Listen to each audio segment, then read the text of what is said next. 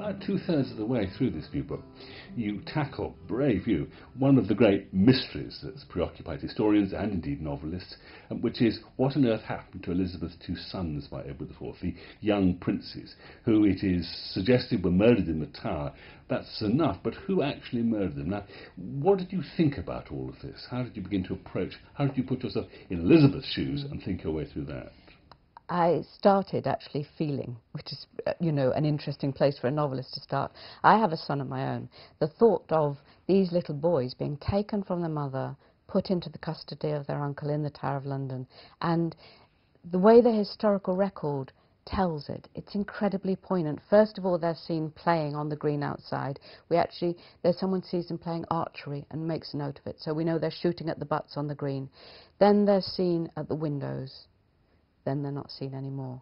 And you can see through 1483 this, in a sense, this going into the darkness of the Tower. It's, I think anybody would find it a very poignant story, and the mystery of it makes it kind of worse. That we don't, even now, we don't have closure. We don't know who did what to these little boys. We just know that there they are playing, they look okay. There they are looking out of the window, probably okay.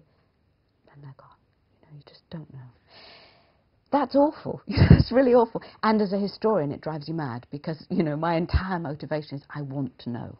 So I started to speculate and I started to read around, and there's a tremendous amount of, in a sense, counter-history, which says the history is that Richard III nipped into the Tower with a cushion, smothered them both, buried them. The Tudor history, the history of the winners of this story, is that they were buried under the stair, then for no reason that anybody explains, dug up again and buried in the Thames.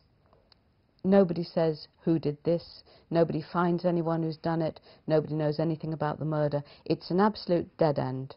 It reads like a lie, and actually not a very convincing lie either. If you were making it up, you'd have thought of something better.